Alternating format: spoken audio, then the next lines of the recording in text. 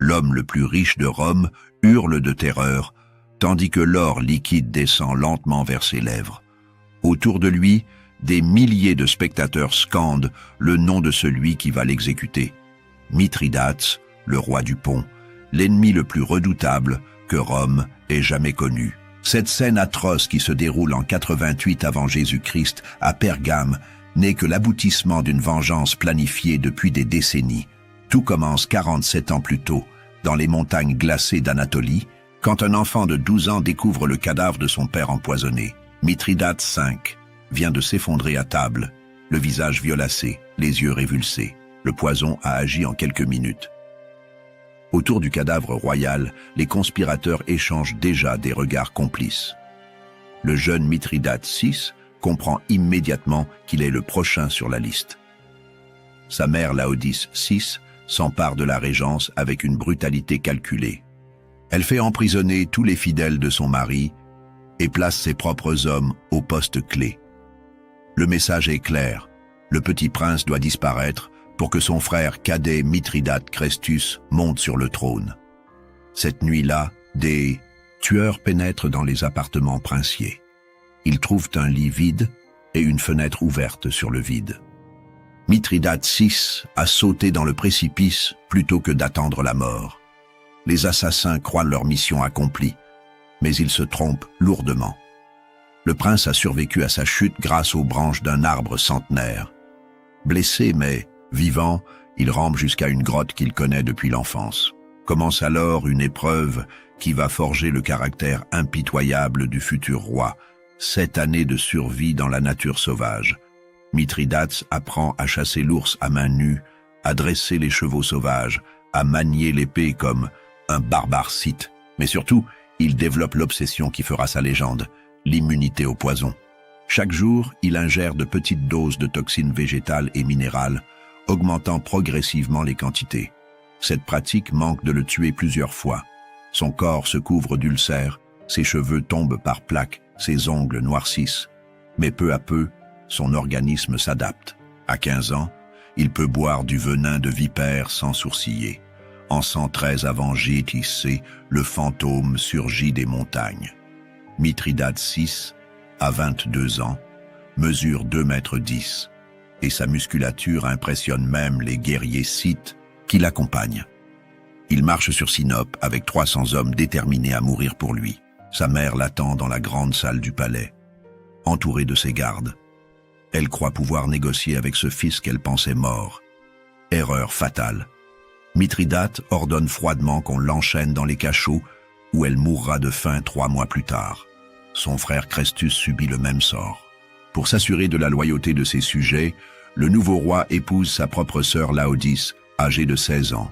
Cette union incestueuse, tradition perse, scelle définitivement son pouvoir sur le pont. Mithridate ne se contente pas de régner sur le petit royaume de ses ancêtres. Dès 112, il lance ses navires vers la Crimée et débarque avec 10 000 hommes sur les côtes de Chersonèse. Les cités grecques locales, menacées par les Scythes, l'accueillent comme un libérateur.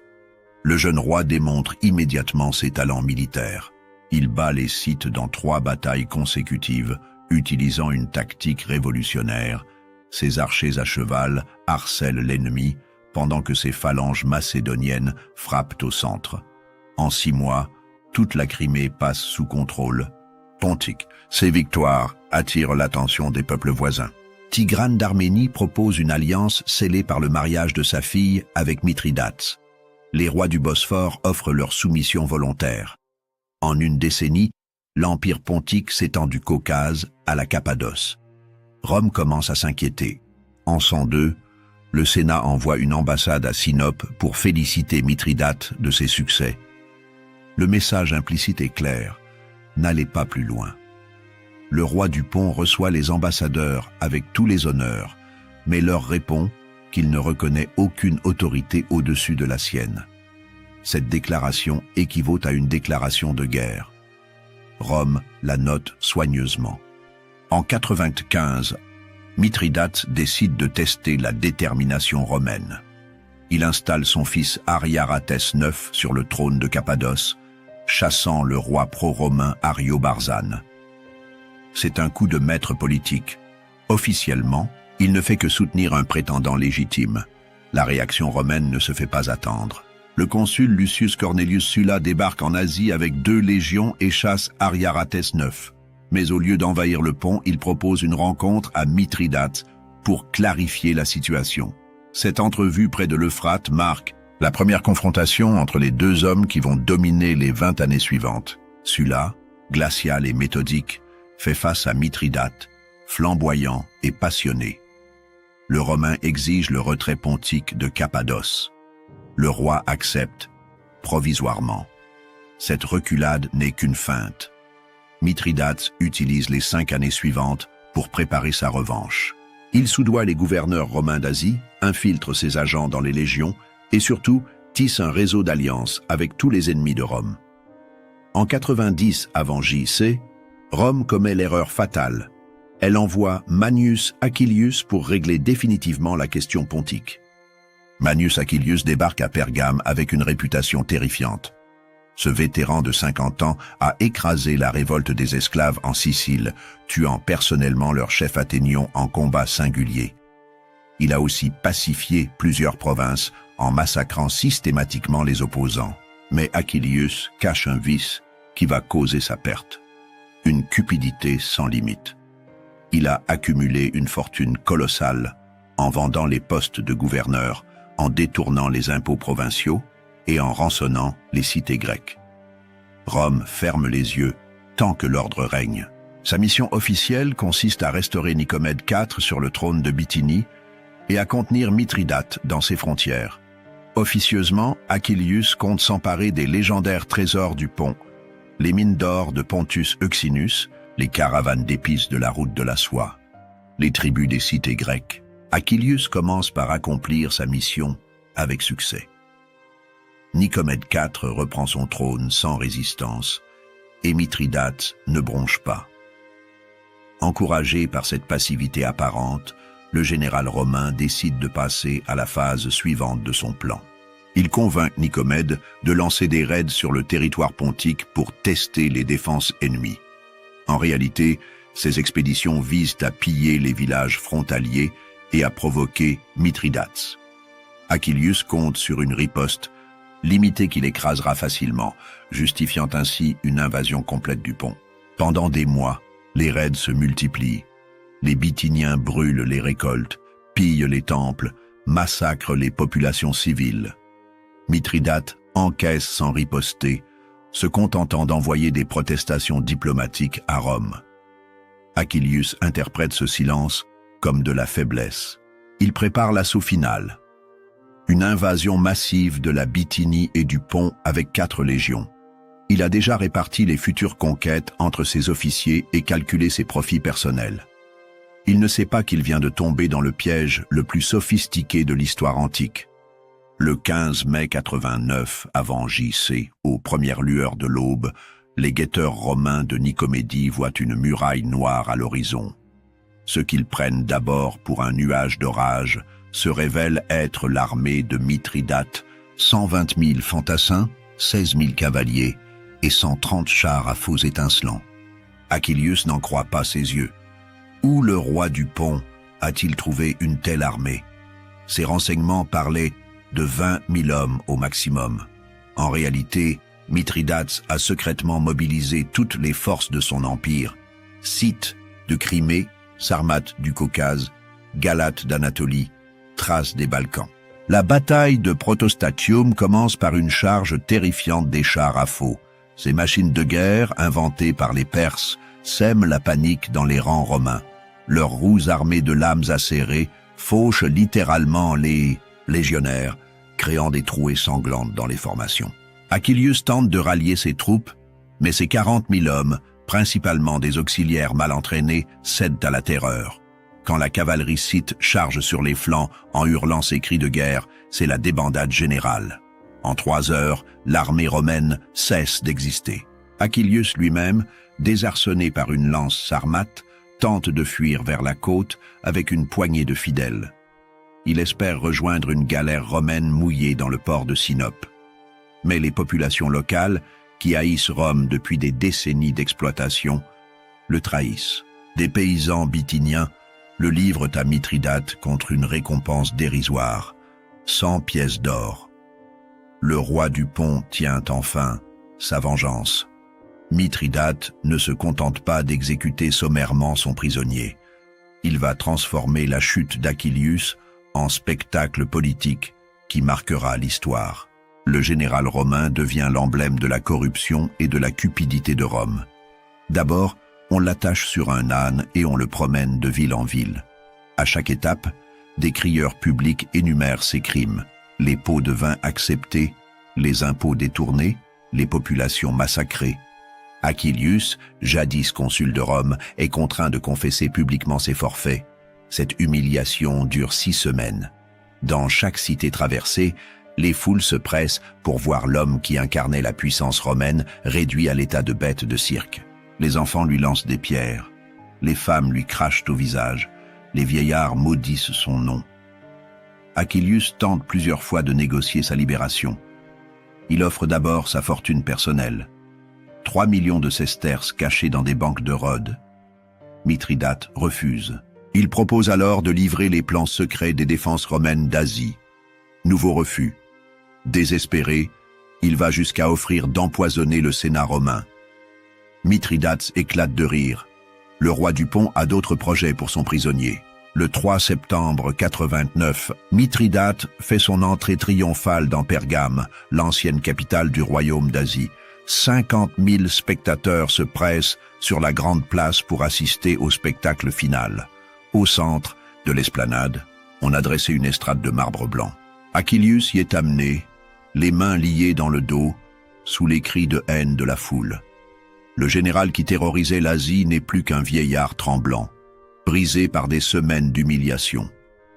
Mithridate monte sur l'estrade, resplendissant dans sa cuirasse d'or et sa cape pourpre. Sa voix puissante porte jusqu'au dernier rang. « Citoyens d'Asie, voici l'homme qui prétendait vous civiliser.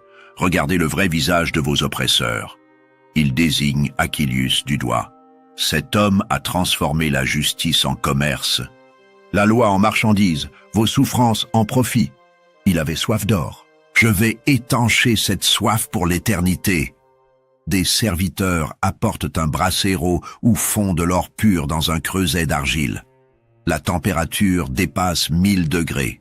Le métal liquide brille d'un éclat aveuglant, projetant des reflets dorés sur les visages fascinés des spectateurs. Achillius comprend enfin son sort. Il tente de parler, d'implorer, mais les gardes lui immobilisent la tête et lui ouvrent la bouche de force. Mithridate saisit le creuset de ses mains gantées et s'approche lentement. « Tu as vécu pour l'or, tu mourras par l'or. » D'un geste délibéré, le roi verse l'or fondu dans la gorge du Romain. L'effet est instantané et atroce. Le métal en fusion carbonise les tissus de la gorge en quelques secondes. La vapeur générée par le contact avec les chairs provoque une explosion interne qui fait éclater les poumons. Achillius se convulse violemment avant de s'immobiliser, les yeux révulsés. La foule hurle son approbation pendant que Mithridate contemple le cadavre de son ennemi. Que ceci serve d'exemple à tous ceux qui transforment l'or en Dieu. L'exécution d'Achillius n'est que le prélude à un plan d'une ampleur terrifiante que Mithridate a préparé dans le plus grand secret. Des mois avant la guerre, ses émissaires ont contacté tous les gouverneurs et satrapes d'Asie mineure avec des instructions précises. Le message, identique partout, glacera d'effroi les historiens. Le 30e jour après réception de Bisondistas, cet ordre, à l'aube, tuez simultanément tous les Romains et Italiens présents sur vos territoires. Hommes, femmes, enfants, vieillards, esclaves, affranchis, aucun ne doit survivre. Leurs biens seront confisqués et partagés avec le roi Mithridate. Le 15 octobre 88 avant J.C., à la première heure, l'Asie mineure se transforme en gigantesque abattoir. Dans toutes les villes, dans tous les villages, les populations locales se soulèvent simultanément contre leurs oppresseurs romains. À Éphèse, les Romains tentent de se réfugier dans le temple d'Artémis, lieu d'asile sacré depuis des siècles. Peine perdue. La foule en furie les arrache à l'autel et les égorge sur les marches mêmes du sanctuaire. le sang coule si abondamment qu'il forme des ruisseaux dans les rues pavées. À Pergame, les familles patriciennes sont traînées hors de leur palais et massacrées à coups de hache devant leurs propres esclaves. À Adramithion, on précipite les négociants romains du haut des falaises. À Caunus, on les noie dans les citernes publiques. Partout, c'est la même sauvagerie méthodique. Les enfants romains sont écrasés contre les murs, les femmes violées avant d'être tuées, les vieillards brûlés vifs. Cette violence extrême révèle l'étendue de la haine accumulée pendant des décennies d'exploitation. En une seule journée, 80 000 Romains et Italiens périssent dans ce qui sera appelé les vêpres asiatiques. Ce massacre, le plus important de l'histoire antique, plonge Rome dans la terreur. La nouvelle du massacre met 3 semaines à atteindre Rome. Quand les premiers survivants débarquent au port d'Ostie avec leur récit d'horreur, c'est la stupéfaction générale. Jamais dans son histoire, la République n'a subi un tel affront. Le Sénat se réunit en session extraordinaire. Les sénateurs écoutent dans un silence glacial les témoignages des rescapés. Lucius Marcus raconte comment sa femme et ses 3 enfants ont été égorgés sous ses yeux à Smyrne. Gaius Antonius décrit les tortures subies par les patriciens de Pergame. Ces récits révèlent une réalité que Rome refusait de voir. Ses citoyens sont haïs dans les provinces avec une intensité terrifiante. L'exploitation systématique, la corruption des gouverneurs, les abus des publicains ont transformé l'Asie en poudrière prête à exploser. Marcus Aemilius Scaurus, le prince du Sénat, prend la parole d'une voix blanche. « Citoyens, nous venons de perdre en un jour plus d'hommes cannibales n'en a tué en 15 ans de guerre. Cette honte doit être lavée dans le sang. » Tous les sénateurs se lèvent et scandent « Guerre, guerre, guerre !» Rome décrète la mobilisation générale et vote des crédits illimités pour écraser Mithridate. Mais la République traverse une période de guerre civile entre Marius et Sylla. Il faudra 2 ans pour organiser la riposte. 2 années pendant lesquelles Mithridate va étendre ses conquêtes. Enhardi par ses succès, Mithridate lance ses généraux à la conquête de la Grèce. Archélaos débarque au Pirée avec 40 000 hommes et marche sur Athènes. Les Athéniens, là de la domination romaine, ouvrent leurs portes aux libérateurs pontiques. Cette trahison de la cité symbole de la civilisation grecque fait l'effet d'un coup de tonnerre. D'autres villes suivent l'exemple athénien. Sparte chasse sa garnison romaine, Thèbes massacre ses magistrats pro-romains, Delphes livre ses trésors à Mithridate. En quelques mois, toute la Grèce orientale passe sous contrôle pontique. Mithridate semble avoir réussi l'impossible, coaliser l'Orient grec contre Rome. Ses partisans proclament qu'il est le nouveau Alexandre, celui qui unifiera l'Orient contre l'Occident barbare. Cette euphorie va brutalement cesser quand Sylla prend enfin le commandement des armées romaines. En 87 avant J.C., Lucius Cornelius Sylla s'empare du pouvoir à Rome et se fait confier la mission de châtier Mithridate. Ce choix va se révéler fatal pour le roi du Pont. Sylla n'est pas seulement un général brillant, c'est un psychopathe qui trouve du plaisir dans la destruction. Il débarque en Épire avec 5 légions d'élite, 30 000 hommes aguerris par des années de guerre civile. Sa première cible, Athènes, symbole de la trahison grecque. Le siège qui commence révèle toute la cruauté romaine. Sylla fait construire des machines de guerre gigantesques. Ses tours d'assaut dépassent les murailles athéniennes. Ses catapultes lancent des projectiles de 100 kilos qui ébranlent les fondations de la ville. Ses béliers, manœuvrés par des équipes de 200 hommes, martèlent jour et nuit les portes de bronze. Archélaos résiste avec l'énergie du désespoir. Il organise des sorties nocturnes pour incendier les machines romaines. Il fait percer des galeries sous les tours d'assaut pour les faire s'effondrer. Il distribue ses dernières réserves aux défenseurs affamés. Pendant 6 mois, Athènes endure un calvaire effroyable. Les habitants mangent l'herbe des jardins sacrés, puis le cuir de leurs sandales, puis la chair des morts. Certains se jettent du haut des murailles pour échapper à l'agonie. Quand Sylla perce enfin les défenses, sa vengeance dépasse tout ce que l'Antiquité a connu. Il lâche ses légions dans les rues avec un ordre simple: tuer tout ce qui bouge. Le massacre dure 3 jours et 3 nuits. Le sang coule si abondamment dans l'agora qu'il forme un lac rouge. Seule l'intervention de quelques nobles romains philhellènes épargne les monuments à la destruction complète. Mais Athènes ne se relèvera jamais de cette saignée. Archélaos parvient à s'échapper d'Athènes avec 10 000 survivants et reçoit des renforts massifs de Mithridate. En 86 avant JC, il fait face à Sylla près de Chéronée avec 120 000 hommes, fantassins pontiques, cavaliers scythes, chars à faux cappadociens. Sylla ne dispose que de 30 000 légionnaires, mais il va démontrer la supériorité absolue de l'art militaire romain.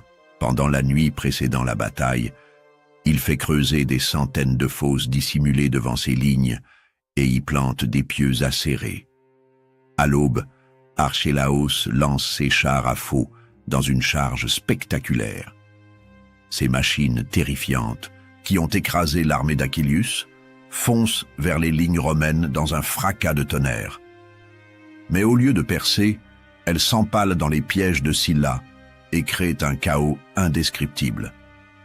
La cavalerie scythe, perturbée par l'échec des chars, hésite à charger. Sylla en profite pour lancer sa propre cavalerie sur les flancs ennemis. Ses cavaliers gaulois et germains, vétérans des guerres civiles, enfoncent les lignes pontiques comme un coin dans du bois. En 3 heures, l'armée de Mithridate se désintègre. Archélaos fuit avec à peine 10 000 survivants vers ses navires. Sur le champ de bataille jonché de cadavres, Sylla compte ses pertes, 14 morts et 23 blessés. Cette victoire éclatante brise le mythe de l'invincibilité pontique et redonne confiance aux Romains. Après sa défaite, Archélaos prend une décision qui va peser lourd dans la suite des événements. Il offre secrètement ses services à Sylla. Cette trahison n'est pas motivée par la lâcheté, mais par le réalisme. Le général pontique a compris que Rome finira par l'emporter. Sylla, homme pragmatique, accepte cette défection. Il promet à Archélaos la citoyenneté romaine, de vastes domaines en Italie, et surtout l'amnistie pour ses crimes de guerre. En échange, le transfuge doit livrer tous les secrets militaires de Mithridate. Cette alliance secrète porte rapidement ses fruits. Quand Mithridate envoie une 2e armée en Grèce sous le commandement de Dorilaos, Archélaos fournit à Sylla tous les renseignements nécessaires: effectifs, armement, plan de bataille, faiblesse des commandants. La bataille d'Orchomène, en 85 avant JC, tourne au carnage pour les troupes pontiques. Prévenu par Archélaos, Sylla tend une embuscade parfaite à Dorilaos. L'armée de Mithridate est anéantie sans que les Romains perdent un seul homme. Cette série de défaites contraint finalement Mithridate à demander la paix. En 85 avant JC, les 2 hommes les plus impitoyables de leur époque se rencontrent face à face près des Dardanelles. Sylla, glacial et méthodique, représente la machine de guerre romaine. Mithridate, toujours flamboyant, malgré ses défaites, incarne la résistance orientale. Les conditions de paix exigées par Sylla sont humiliantes. Restitution de toutes les conquêtes pontiques, paiement d'une indemnité de 3000 talents d'or, livraison de 70, galère de guerre, exécution de tous les responsables du massacre des vêpres asiatiques. Mithridate accepte ces conditions draconiennes, mais il garde l'essentiel: son trône, son royaume de base et surtout sa vie. Plus important encore, il gagne du temps. Pendant que Rome s'enlise dans ses guerres civiles entre Sylla et Marius, puis entre César et Pompée, il peut reconstituer discrètement ses forces. Cette paix n'est qu'une trêve, et les 2 hommes le savent parfaitement. Sylla retourne en Italie pour régler ses comptes avec ses ennemis politiques.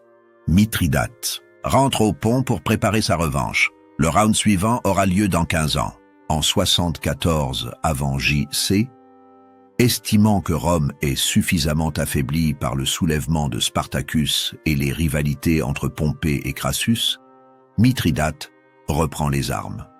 Cette fois, sa stratégie est radicalement différente. Au lieu d'une guerre d'expansion classique, il mène une guerre de harcèlement et d'usure. Ses agents infiltrent les armées romaines et organisent des mutineries. Ses espions empoisonnent les puits des camps ennemis. Ses assassins éliminent les officiers romains isolés. Cette guerre de l'ombre démoralise profondément les légions. Rome dépêche successivement Lucullus, puis Pompée, pour en finir avec ce roi qui défie la République depuis 40 ans. Lucullus remporte plusieurs victoires brillantes, mais échoue à capturer Mithridate. Pompée, avec des moyens considérables, traque le vieux roi jusqu'en Crimée. En 66 avant J.C., Pompée lance l'offensive finale avec 12 légions et 30 000 auxiliaires. Sa stratégie, parfaitement coordonnée, consiste à fermer tous les débouchés possibles à Mithridate. Méthodiquement, il conquiert une à une toutes les positions pontiques. Mithridate, âgé de 69 ans, voit son empire s'effondrer morceau par morceau. Ses alliés l'abandonnent, ses généraux le trahissent, ses soldats désertent. Le coup de grâce vient de son propre fils Pharnace qui se révolte contre lui et s'allie aux Romains. Trahi par sa chair et son sang, Mithridate se retrouve isolé dans une forteresse de Crimée avec une poignée de fidèles. Plutôt que de tomber vivant aux mains de Pompée, il décide de mettre fin à ses jours. Mais l'ironie de l'histoire veut que sa fameuse immunité au poison, cultivée pendant des décennies, l'empêche de mourir. Les doses de venin qu'il ingère ne lui font aucun effet. Désespéré, il supplie Bituitus, son garde du corps gaulois, de l'achever à l'épée. Après 47 ans de règne, je meurs comme j'ai vécu, en résistant à Rome. L'épée traverse son cœur. Ainsi meurt le dernier grand roi hellénistique, celui qui aura tenu tête à Rome pendant 4 décennies. La mort de Mithridate en 63 avant J.C. marque la fin d'une époque. Avec lui disparaît le dernier, royaume capable de défier Rome sur un pied d'égalité. Désormais, la Méditerranée devient définitivement un lac romain. Mais la légende de Mithridate survit au siècle. Son nom devient synonyme de résistance à l'oppression. Les poètes chantent ses exploits, les historiens admirent sa ténacité, les conspirateurs invoquent son exemple. Mozart composera un opéra sur sa mort. Racine en fera le héros d'une tragédie. Byron chantera sa gloire dans ses poèmes. Jusqu'au XXe siècle, Mithridate incarnera le roi qui osa défier l'empire invincible. L'exécution d'Achillius par l'or fondu reste l'épisode le plus frappant de cette saga. Elle symbolise la vengeance de l'Orient contre l'Occident, du raffinement grec contre la brutalité romaine, de la justice divine contre l'avidité humaine. En 2003, une équipe de médecins britanniques a voulu comprendre ce qui tuait réellement les victimes de l'or fondu. Utilisant un larynx de bœuf et du plomb en fusion, ils ont reconstitué l'exécution d'Achillius. Leurs conclusions sont édifiantes. L'or fondu, à plus de 1000 degrés, provoque instantanément la vaporisation des liquides corporels. Cette vapeur sous pression fait littéralement exploser les organes internes. La mort survient en moins de 10 secondes par arrêt cardiaque et choc thermique. Mais le plus troublant, c'est que la victime reste consciente pendant ces 10 secondes atroces. Elle ressent la brûlure de l'or qui descend dans sa gorge, la douleur de ses poumons qui se déchirent, l'agonie de son cœur qui s'emballe avant de s'arrêter à jamais. Cette étude confirme que Mithridate avait choisi la plus atroce des morts pour son ennemi. L'or fondu n'était pas seulement symbolique, il était aussi la torture la plus raffinée de son époque. L'exécution d'Achillius révèle un aspect troublant de la personnalité de Mithridate, son goût pour les châtiments sophistiqués. Ce roi cultivé, qui parlait 22 langues et protégeait les arts, manifeste une créativité inquiétante quand il s'agit de punir ses ennemis. Les archives pontiques, partiellement conservées par les historiens romains, décrivent d'autres supplices inventés par le roi. Les traîtres de son entourage subissent l'empalement en public, plantés sur des pieux de 3 mètres de haut. Les espions romains sont noyés dans des cuves d'huile bouillante. Les publicains capturés, ces collecteurs d'impôts honnis, sont enterrés vivants dans du miel et livrés aux insectes qui les dévorent lentement. Les usuriers romains sont attachés sur des fourmilières géantes et abandonnés pendant des jours. Leurs cris attirent d'autres prédateurs qui achèvent l'œuvre des fourmis. Ces tortures ne répondent pas seulement à la vengeance personnelle. Elles visent à terroriser les populations romaines d'Asie et à décourager toute collaboration avec l'occupant. Mithridates comprend que la terreur peut être une arme politique aussi efficace que l'épée. Chaque exécution publique ordonnée par Mithridates obéit à une mise en scène minutieuse. Le roi fait venir des témoins de toutes les provinces, des artistes pour immortaliser la scène, des héros pour répandre la nouvelle dans l'Empire. L'exécution d'un gouverneur romain corrompu à Éphèse attire 50 000 spectateurs. Celui-ci, coupable d'avoir vendu des enfants grecs comme esclaves, est attaché entre deux navires qu'on écarte progressivement. Son corps se déchire lentement sous les hurlements de la foule. Un banquier romain qui prêtait à des taux usuraires est crucifié la tête en bas, sa fortune en pièces d'or clouée sur la croix au-dessus de lui. Un magistrat qui vendait la justice subit le supplice de la barque, enfermé entre deux embarcations, nourri de miel et de lait jusqu'à ce que la dysenterie et les insectes le tuent. Ces spectacles macabres se répètent dans toutes les grandes villes d'Asie. Mithridate veut que chaque Romain sache qu'il paiera ses crimes de sa vie. Cette stratégie de terreur fonctionne. De nombreux administrateurs romains fuient l'Asie avant même l'arrivée des armées pontiques. L'exécution d'Achillius et le massacre des vêpres asiatiques traumatisent profondément la société romaine. Pour la première fois depuis Hannibal, Rome découvre qu'elle peut être battue, humiliée, massacrée par un ennemi étranger. Cette prise de conscience provoque une crise politique majeure. Les familles patriciennes qui ont perdu des fils en Asie exigent une vengeance exemplaire. Les Équites, cette classe de marchands et banquiers enrichis dans les provinces, comprennent soudain que leur cupidité peut leur coûter la vie. Marcus Porcius, Cato l'Ancien, figure emblématique de l'intransigeance romaine, prononce un discours, resté célèbre: « Citoyens, nous avons semé la haine en récoltant l'or. Nos gouverneurs ont prostitué la justice. Nos publicains ont saigné les provinces. Mithridates nous renvoie le miroir de nos crimes. » Ce discours fait scandale au Sénat, mais il traduit une prise de conscience. L'exploitation systématique des provinces a créé une bombe à retardement qui vient d'exploser.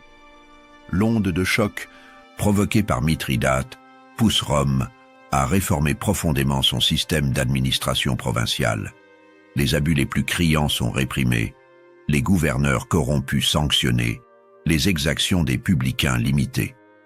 Cette évolution, directement inspirée par la terreur qu'inspire Mithridates, améliore paradoxalement la gouvernance romaine. Les provinces connaissent une période de relative prospérité, les révoltes se raréfient, l'intégration culturelle s'accélère.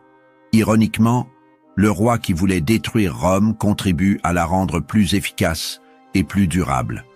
En révélant les failles du système, il force les Romains à les corriger. L'or utilisé pour exécuter Achillius donne naissance à de nombreuses superstitions dans le monde antique. Ce métal, souillé par le crime, est réputé maudit, porteur de malédictions qui s'abattront sur quiconque le touchera.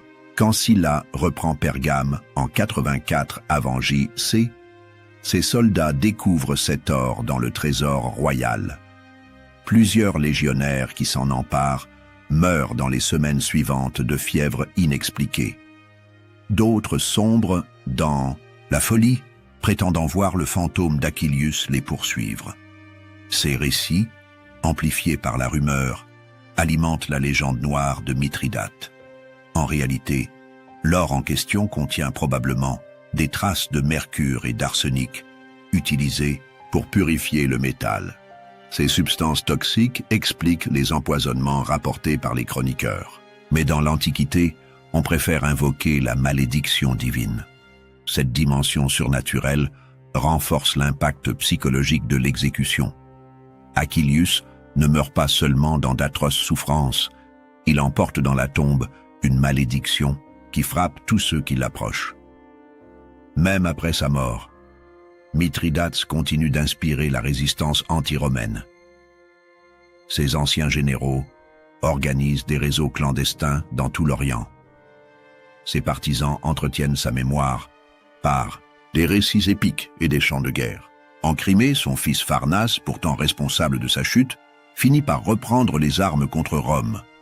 Il sera écrasé par César Azéla en 47 avant J-C, mais non sans avoir infligé de lourdes pertes aux légions. En Cappadoce, le prétendant Sicinès se réclame de l'héritage pontique et soulève les montagnards contre Rome. En Arménie, le roi Tigrane le Jeune invoque le souvenir de son grand-père pour justifier sa révolte. Ces sursauts de résistance, écrasés un à un par Rome, témoignent de la persistance du mythe mithridatique. Le roi mort continue de hanter l'Orient méditerranéen. Par-delà sa légende politique, Mithridate laisse un héritage scientifique durable. Sa méthode d'immunisation contre les poisons, perfectionnée pendant des décennies, ouvre la voie à la toxicologie moderne. Ses médecins de cour, dirigés par le célèbre Cratès, développent des antidotes universels mêlant des dizaines d'ingrédients. La fameuse thériaque de Mithridate reste utilisée jusqu'au XVIIIe siècle dans les pharmacopées européennes. Plus largement, le principe de la mithridatisation, l'immunisation par exposition progressive à de faibles doses, inspire les premiers vaccins. Jenner cite explicitement l'exemple de Mithridate dans ses travaux sur la variolisation au XVIIIe siècle. Cette dimension scientifique contraste avec l'image du tyran sanguinaire véhiculée par la propagande romaine.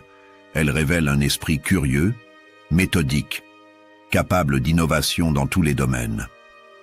Après la mort de Mithridates, Rome lance une vaste campagne de propagande pour ternir sa mémoire.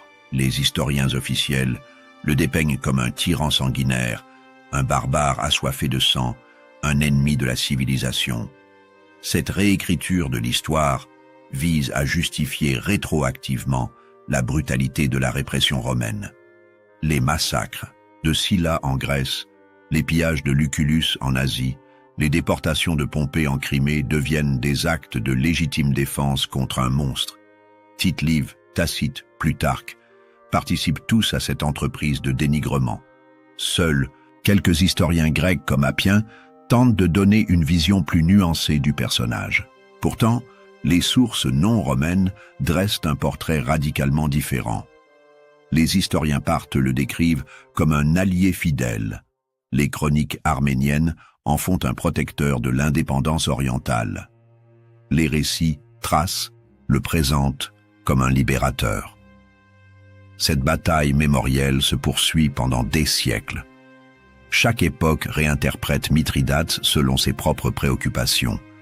Résistant anti-impérialiste pour les uns, despote oriental pour les autres.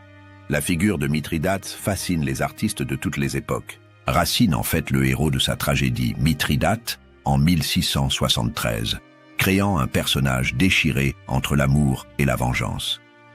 Mozart compose son opéra Mithridate, Re di Ponto en 1770, transformant le roi guerrier en héros romantique. Au XIXe siècle, les peintres orientalistes s'emparent du personnage. Delacroix peint La mort de Mithridate en 1838. Byron lui consacre plusieurs poèmes dans ses contes orientaux. L'exécution d'Achillius inspire de nombreuses œuvres, de la gravure de Gustave Doré aux toiles spectaculaires de Jean-Léon Gérôme. Cette fascination artistique révèle la dimension mythique du personnage. Au-delà de l'histoire, Mithridate incarne des archétypes universels. Le résistant face à l'oppresseur, l'Orient mystérieux face à l'Occident rationnel, l'individualisme héroïque face à la machine étatique. L'affrontement entre Mithridate et Rome nous enseigne des vérités éternelles sur la nature du pouvoir et de la résistance. Il montre comment l'oppression systématique finit toujours par susciter des réactions violentes, comment la cupidité aveugle des dirigeants peut provoquer des catastrophes imprévisibles. L'exécution d'Achillius symbolise cette justice immanente qui frappe tôt ou tard les oppresseurs. Le général romain, symbole de la corruption et de l'avidité, meurt par ce qu'il a le plus aimé, l'or. Cette mort atroce résonne comme un avertissement à tous ceux qui transforment le pouvoir en profit personnel. Mais l'histoire révèle aussi les limites de la résistance individuelle. Malgré son génie, son courage et sa ténacité, Mithridate finit par succomber face à la machine romaine. Son échec final démontre qu'aucun homme, si exceptionnel soit-il, ne peut durablement tenir tête à un système organisé. Plus de 2000 ans après cette exécution terrible, l'image de Mithridate versant l'or fondu dans la gorge d'Achilleus continue de nous hanter. Cette scène condense tous les enjeux d'une époque. La cupidité de Rome, la vengeance de l'Orient, le choc des civilisations, la barbarie du pouvoir. L'histoire de ces deux hommes nous rappelle que derrière les grandeurs des empires et les discours des philosophes se cachent toujours des réalités plus sombres. Elle nous montre comment la soif de richesse peut conduire aux pires extrémités, comment l'oppression engendre la violence, comment la politique se transforme en carnage. Mithridate et Achilleus incarnent cette face noire de l'humanité, celle qui transforme l'or en instrument de mort et la vengeance en spectacle public. Leur affrontement posthume continue de résonner dans notre mémoire collective, rappelant que l'histoire est toujours écrite avec l'encre du sang et l'or de la mort. Cette leçon terrifiante garde toute sa validité. Tant que les hommes chercheront le pouvoir et la richesse au détriment de la justice, il y aura toujours des Achilleus pour opprimer et des Mithridates pour se venger. L'or coulera toujours dans des gorges, qu'il soit liquide ou métaphorique, et la mort continuera de frapper ceux qui oublient leur humanité au profit de